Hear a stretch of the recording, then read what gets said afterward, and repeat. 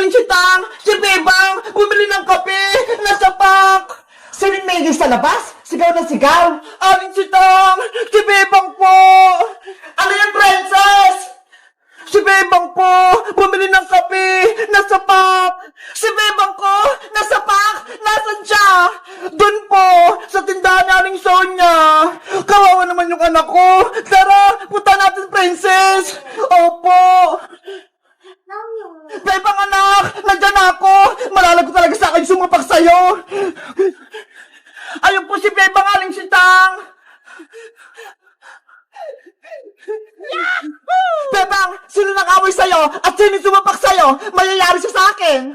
Ano po, Nay? Wala naman po nang-away sa akin eh. Sabi sa akin ni Princess, nasa pa ka daw.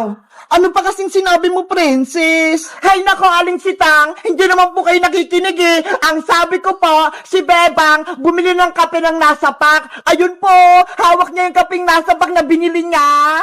Di ba po, Nay? Pinabili niyo po ako ng kape, nakapack. Ito po yung binili ko. Fake news naman to si Princess. Akala ko, meron ng masamang nangyari kay Bebang. Yun pala, wala.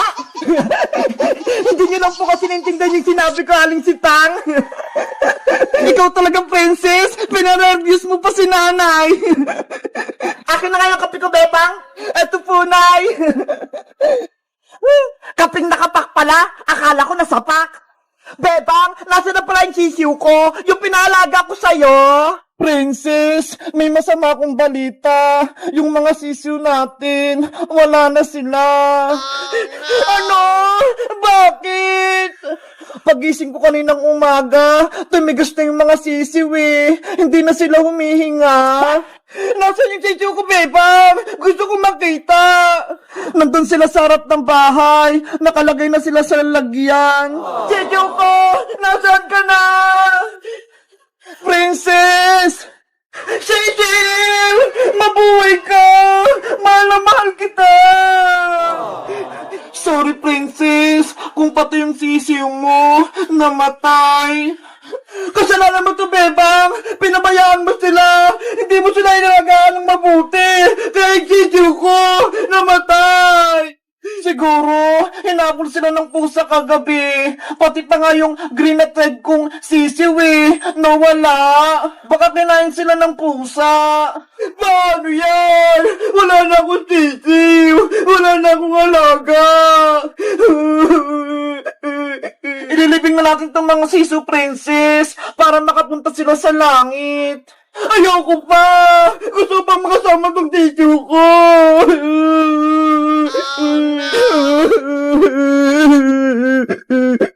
Guys, kayo rin ba namatay ng alagang sisiw?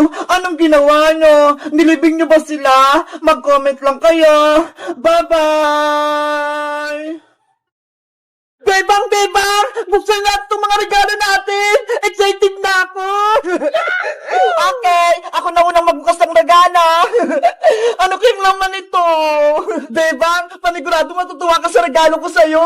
Ako, hindi ako natutuwa. Ang liit ng regalo sa akin ni Princess. Ikaw, Bayang, reklamador ka talaga. Mabuti nga niregaluhan pa kita eh.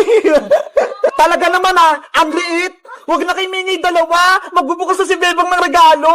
Iska, sirahin ko na yung balot nito Pati itong ribbon, tatanggalin ko na.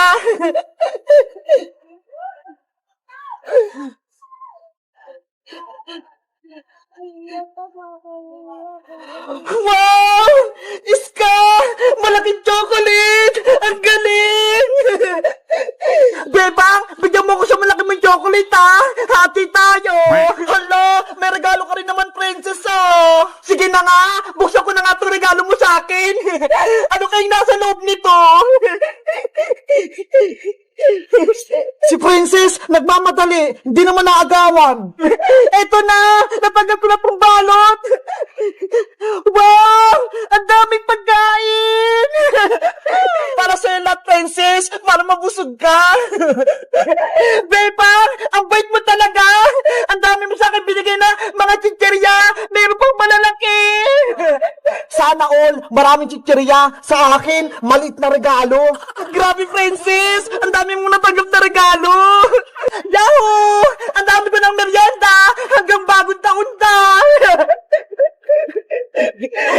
Ako naman magbubukas ng regalo ko, galing kay Boyong.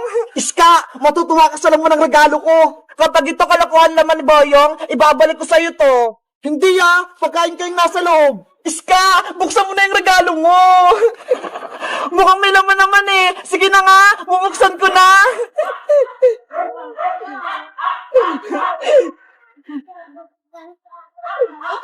Ano tong regalo mo sa akin, Boyong? Noodles?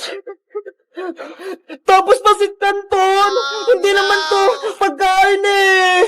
Anong hindi? Masarap kaya ini ulam. Ano ba yan? Regalo ng pangmatanda.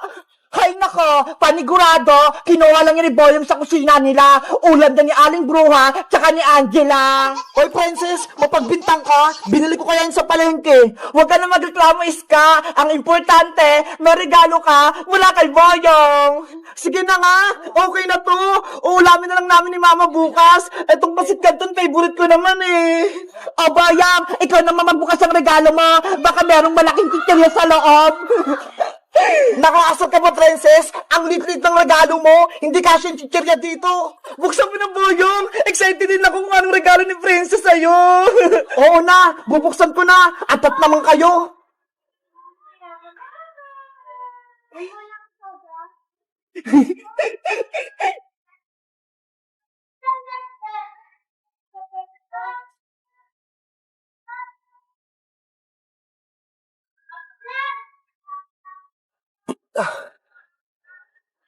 Princess! Ano to?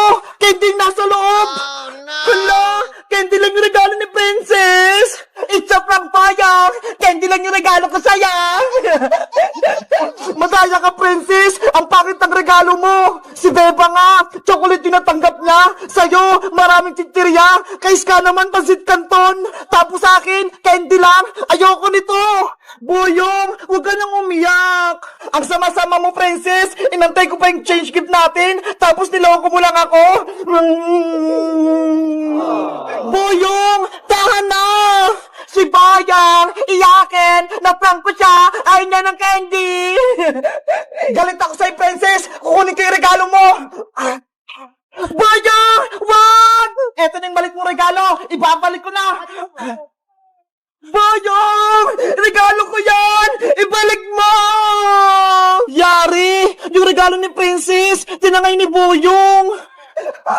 Yahoo! Marami na ako regalo! Oh no!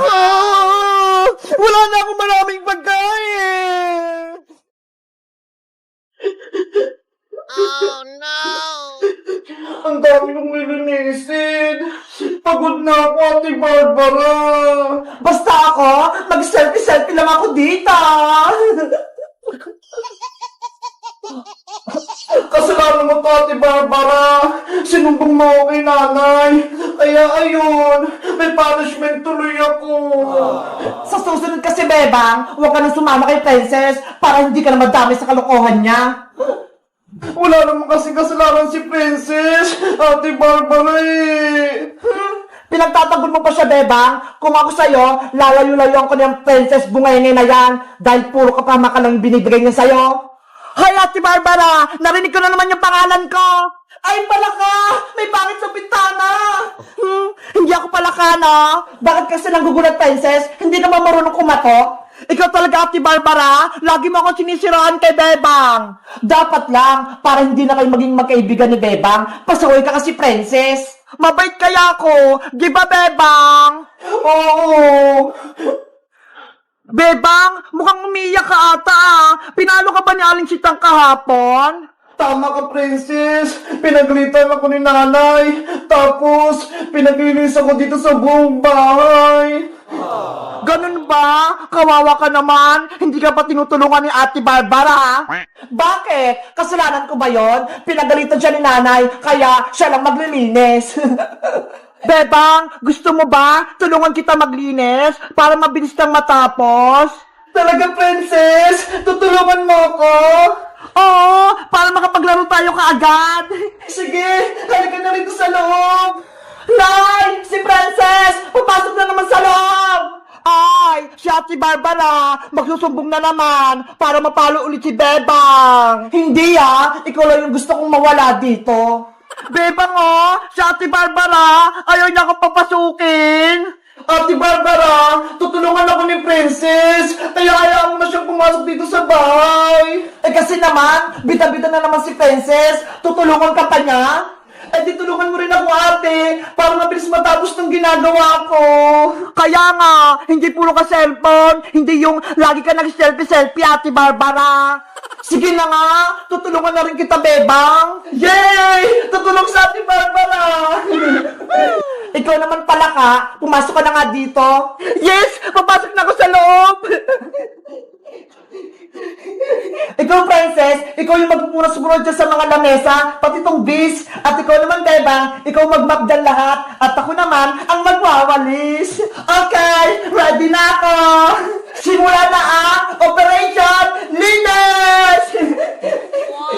I-map yung sahig para kumintap. Wawalasin ko yung mga kalat para hindi magalit si nanay.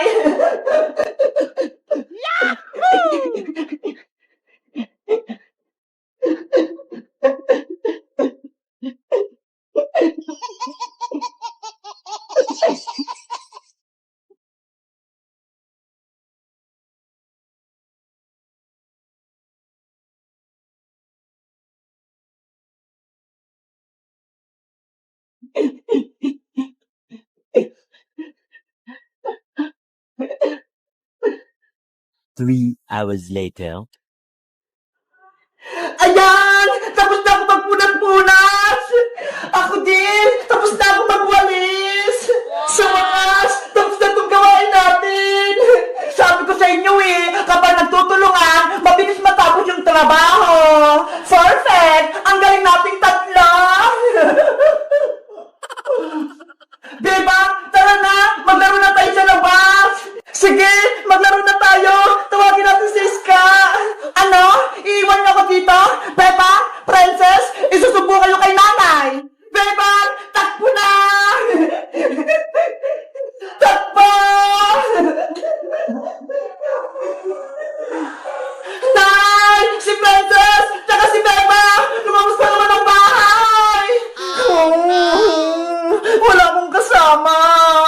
Guys, sa tingin nyo, sinong pwede kong kaibigan dito? Mag-comment lang kayo para sa part 2. Bye-bye!